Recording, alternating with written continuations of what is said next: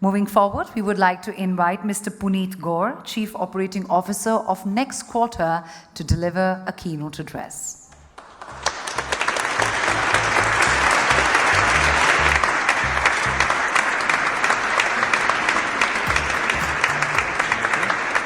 Ready for some more Gyan? So, respected guests and award winners, first of all, congratulations to all of you.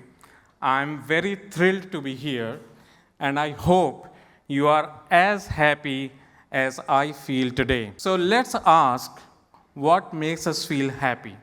So I have been roaming around the world for last 3 years, telling people that SaaS makes us happy. Not SaaS, which means mother-in-law in Hindi. Not SaaS, software as a service, but society as a strategic stakeholder. And this idea isn't a theory. It is supported by the latest Global Happiness Report of 2024, which states that during COVID, there was a surge in number of people helping others in need. And this surge had a direct positive impact on the Global Happiness Index. Did any law force people to help each other? Definitely no. So what changed? Two things. We realized that no one is safe unless everyone is safe. And also we realized that life is fragile. So social cohesion and sense of unity became stronger than individualism. Both of those facts remain true today. Life is as fragile as ever. If climate change hits, no one is safe unless everyone is safe.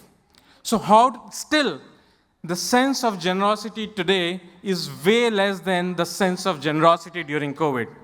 So how do you keep that sense of generosity alive? How do you keep that feeling alive? So I looked at the happiness index of different countries. The countries which consistently rank higher in happiness index have two key factors in common: social cohesion and generosity. Why some countries rank higher while other countries struggle in those qualities? That answer led me to education system. The countries that rank higher in happiness index teach their kids from a very young age about civic duty, social responsibility, and generosity. So let's look at the education system of the country most of us are aware of, India. Who is the best student in the class? The one who scores the highest marks. It doesn't matter if they refuse to help each other. It doesn't matter if they are not cooperative. Only thing that matters is the highest mark.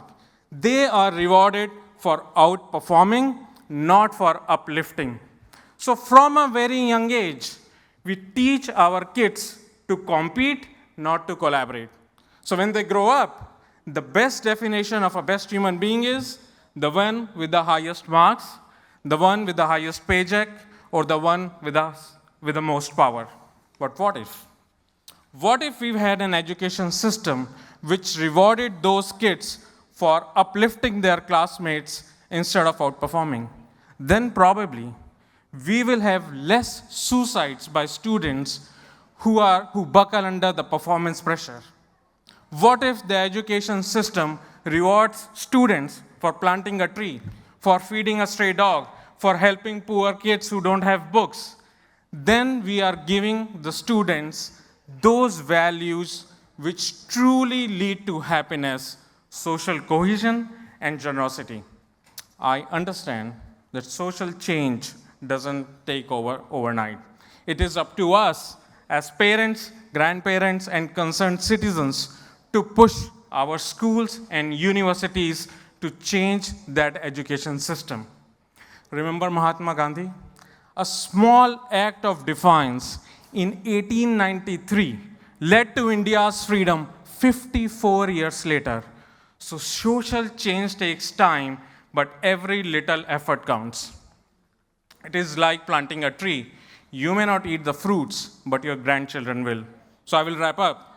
Let's today walk out with two simple but transformative statements. One, let's adhere to social cohesion and generosity in everything we do.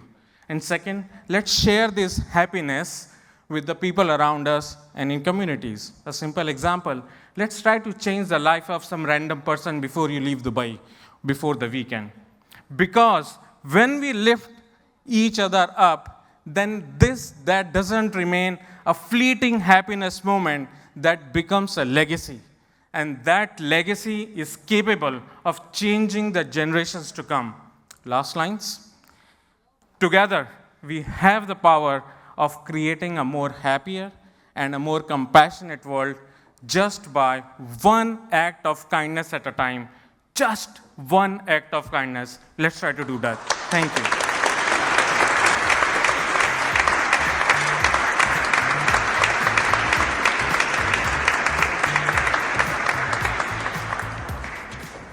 Thank you so much, Mr. Puneet Gaur, for taking us through that keynote address.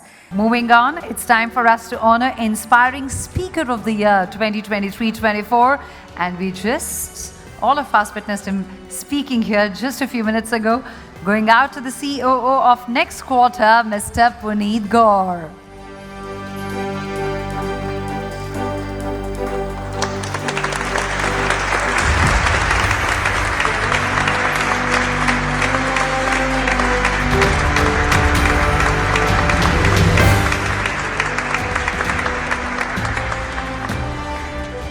And up next,